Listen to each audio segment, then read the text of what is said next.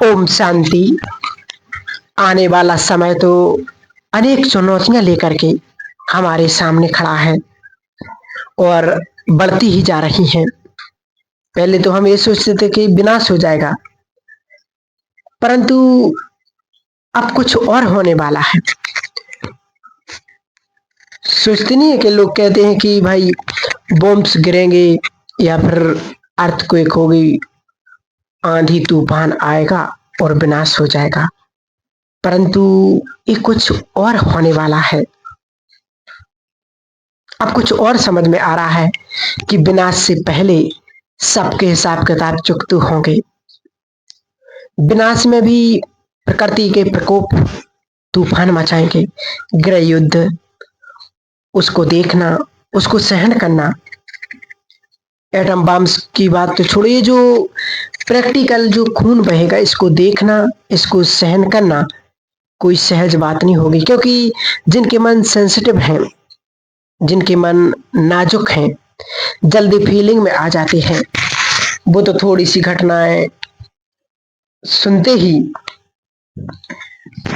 उन्हें ऐसा लगेगा कि ये क्या होने वाला है, डाउन हो जाएंगे सुन करके, उनकी खुशी गायब हो जाएगी। तो वास्तव में आज हम सब देख रहे हैं कि दुनिया की भविष्यवाणियां क्या क्या होने वाला है, क्योंकि ये प्रकृति प्रकोप ही अब बहुत कुछ करने वाला है। क्योंकि आज न्यूज में देखा कि जो अभी आंधी आई, तूफान आया, तो उस तूफान में लोग उड़ गए, चीजें उड़ गईं, बड़े बड़े पेड़ टूट गए हैं।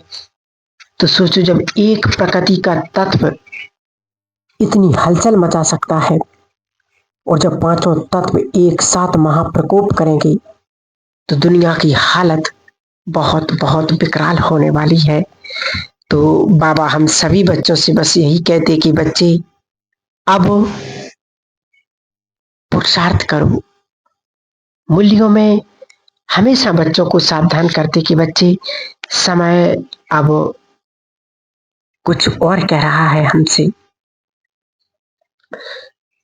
क्योंकि परिस्थितियां तो हम संसार में देख रहे हैं कैसे कैसा समय जो चल रहा है।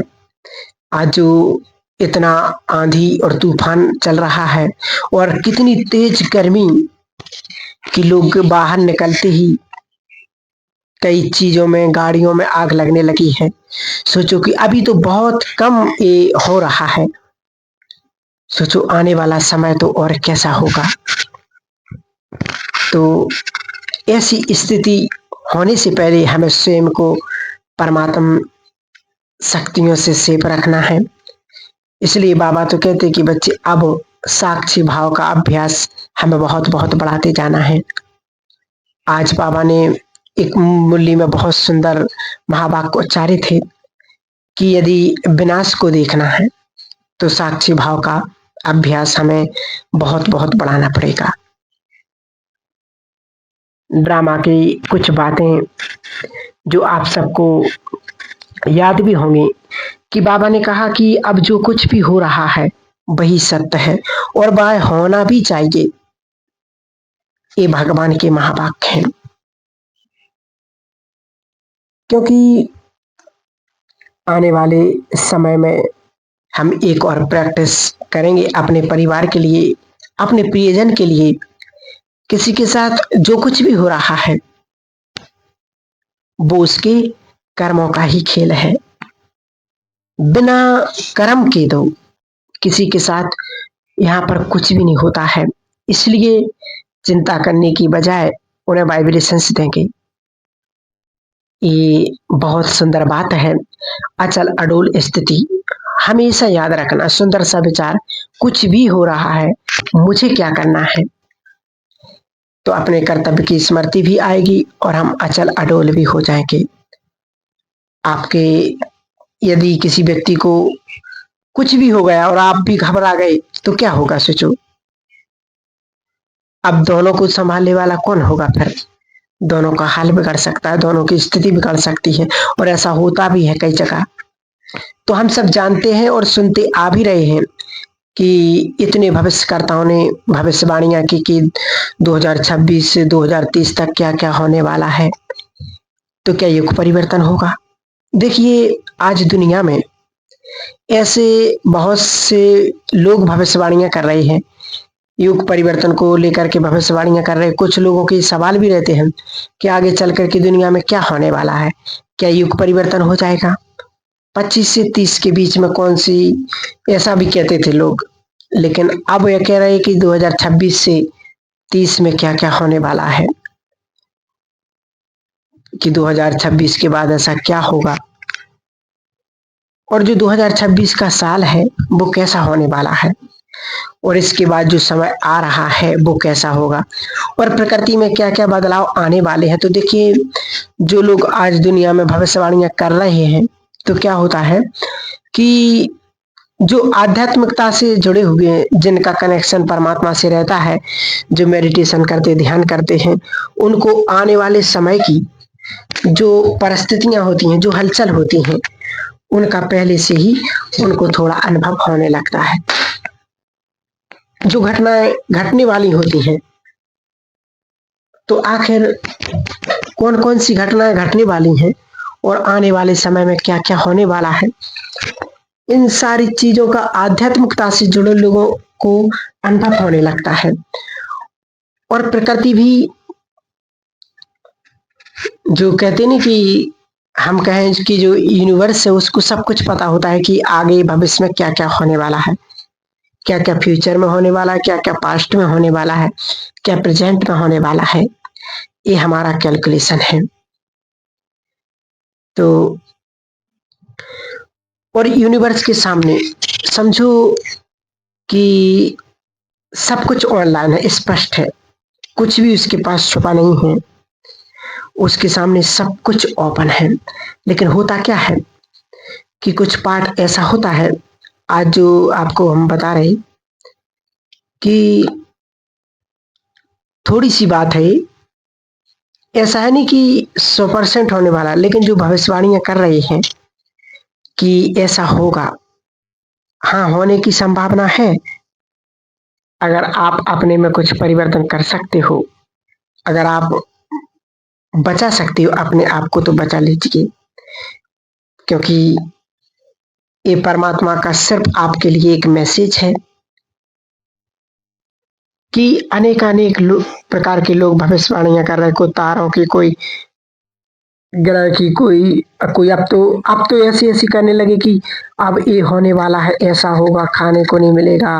मतलब बहुत सारे लोग अब सामने आ रहे हैं। परंतु जो बाबा ने हम बच्चों को बहुत सुंदर ज्ञान की बातें बताई हुई हैं कि ऐसा समय आने वाला है, तो उस समय को वास्तव में हमारे ब्राह्मण आत्माओं के लिए तो बहुत सुंदर समय है, क्योंकि युग परिवर्तन का समय चल रहा है। और बाबा ने कहा है कि युग परिवर्तन के समय में सब कुछ अचानक होगा। कोई कभी ऐसा नहीं बता सकता कि अभी होगा या इतने दिन में होगा, सब अचानक होगा। तो अचानक से पहले हमें अपने पुरुषार्थ को बहुत सुंदर और शक्तिशाली बनाना है।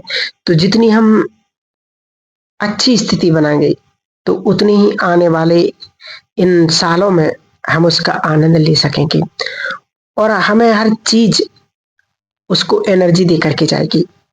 और हमारी जो नेगेटिव सोचने की जो आदत हो गई है, तो वो हर चीज हमसे एनर्जी लेकर के जाएगी। इसलिए अपने चिंतन को बहुत पॉजिटिव बनाना है, बहुत पॉजिटिव करना है, अपनी सोच को अच्छा सोचने की आदत डालो। हर घटना का एक पॉजिटिव पहलू देखने की आदत डालो। ये भी ठीक हो जाएगा, ये भी ठीक हो जाएगा। बाबा ने कहा कि यदि अकल्याण दिखाई दे रहा है, तो अकल्याण के पर्दे के पीछे कल्याण छुपा हुआ होता है, उसे भी हम देख सकते हैं। तो थोड़ा हम हर चीज को स्वीकार करने की आदत भी डालेंगे, क्योंकि हर चीज में रिएक्शन हो, तुरंत परेशान ना हो। हमें अपनी मनोस्थिति को नहीं बिगाड़ना है, हमें बहुत ध्यान देना है, और अचल अडोल वही रह सकेंगे जिनका योग बहुत अच्छा होगा। कोई कहे मेरा योग लगता नहीं, तो अचल अडोल उनके लिए बहुत बड़ी बात हो गई। इसलिए कम से कम 4 या 5 घंटे कुछ बैठकर कुछ कर्मों में ज़रूर करें। एक छोटी-सी विधि है जो आप कर सकते भी हैं। है बहुत सहज कि यदि मुस्लिम लोग 5 बार नमाज़ पढ़ सकते हैं, लेकिन जो नमाज़ी होते हैं वो नियम के बड़े पक्के होते हैं। ट्रेन में भी, प्लेटफ़ार्म पे भी, कहीं पर भी। तो हम ऐसा नियम बनाए अपना व्यक्तिगत कि 10 मिनट, 5 मिनट हम 5 बार योग करें। तो इससे हमारी स्थिति बहुत अच्छी भी होगी, एकाग्रता भी बढ़ेगी और स्थिति में अचल अडोलता भी आएगी। लेकिन एक 5 बार इसलिए आत्मा सोचती है कि ऐसे कैसे होगा? तो आप देखो कि जब आप सुबह उठते हैं तो उसके पहले अमृत वेला हो ही जाता है, उसके बाद नहा धो करके फिर बस 5 मिनट बैठें, बाबा को सब कुछ सुना करके और फिर अपने काम कारोबार करें। फिर उसके बाद जब हम ऑफिस जाते या फिर कोई और काम करते तो उसके पहले बाबा को 5 मिनट याद करें, फिर दोपहर में, फिर शाम को, फिर रात को। तो इस प्रकार से हम अपना टाइम फिक्स कर सकते हैं। क्योंकि हम सब जानते हैं कि अभी तो लोगों को कम पता है जय जयकार का, लेकिन जब समय आ रहा है जय जयकार का तो दुनिया में हाहाकार मच जाएगी। जब उन्हें पता चलेगा कि योग में कितनी शक्ति है, जिन्होंने अपनी प्योरिटी को अपनाया, 4 घंटे योग किया, तो वो शक्तिशाली हैं। उन्हें लोगों को अनुभव होगा, किसी के मस्तक से लाइट निकलेगी, किसी के चारों ओर पावरफुल ऑरा दिखाई देगा, अलग-अलग अनुभव होंगे। तो ऐसा समय अब आने वाला है, इसलिए योग को अपना शक्तिशाली स्थिति बनाएं। ये सभी अपने आप में आप स्वीकार करें कि मुझे ऐसा पुरुषार्थ, मुझे अपनी ऐसी स्थिति को बनाना है, क्योंकि हमारी स्थिति ही अंतिम समय में हमारी मदद करेगी। यदि स्थिति पावरफुल नहीं तो परिस्थितियां हमारे ऊपर हावी हो जाएंगी। तो परिस्थितियों हावी होने से पहले अपने आप को हमें ऐसा बनाना है। तो योग के द्वारा अच्छे-अच्छे विचार सोचने हैं, क्योंकि जितना हम पॉजिटिव सोचेंगे तो उतनी हमारी बीमारियां ठीक होंगी, ये पक्का समझ लो। यदि नेगेटिव रहेंगे तो अनेक बीमारियां उत्पन्न होंगी, और जो पॉजिटिव हैं उनको बहुत सीरियस बीमारियां तो आएंगी ही नहीं, परंतु जो नेगेटिव हैं तो 100% उनको बीमारियां घेरेंगी और बड़ी-बड़ी बीमारियां आएंगी। और बाबा ने कहा यदि योग, यदि आपका अच्छा है, अशरीरीपन का अभ्यास है, तो काम काज करते हुए भी आपको कभी पेन नहीं होगा, आपको दर्द पीड़ा नहीं होगी। बीमारी भी आ रही है लेकिन पेन नहीं होगा, सहज आएगी और चली जाएगी।